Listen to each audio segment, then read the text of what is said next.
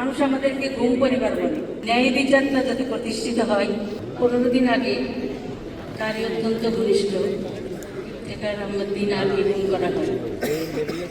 ইফতেখার আহমদ দিনারকে গুম করা হয় আসলে একটি টেস্ট কেস হিসাবে, এটা আমরা পরবর্তীতে বুঝতে পেরেছি। ইলিয়াস আলীকে গুম করার আগে তাকে গুম করা হয়েছিল। আমরা অনেকবার অনেক কথা বলেছি। গুমের শিকার পরিবার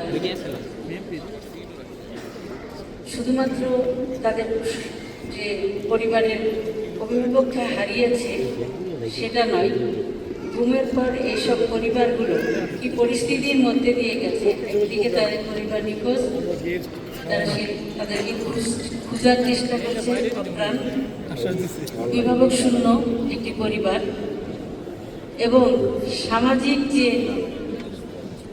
তাদের উপর যে একটি সামাজিকভাবে একটি অত্যাচারই বলা যায়, নির্যাতন, তাদেরকে বিভিন্ন হুমকি ধামকি বা তাদেরকে দেওয়া হয়েছে, পরিবারকে তাদেরকে সামাজিকভাবে হেয় প্রতিপন্ন করা হয়েছে।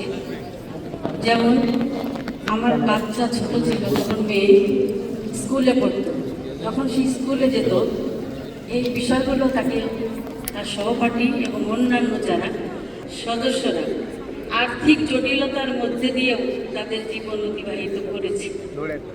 সুতরাং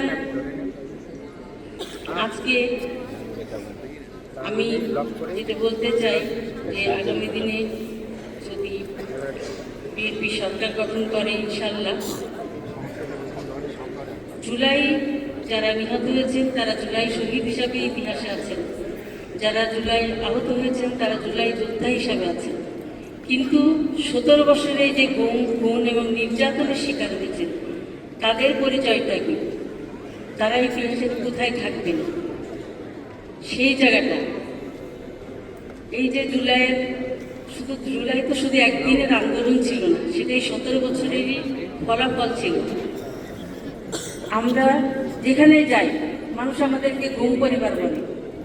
গুম আমাদের পরিচয়টা হয়ে গিয়েছিল যে আমরা গুম পরিবার।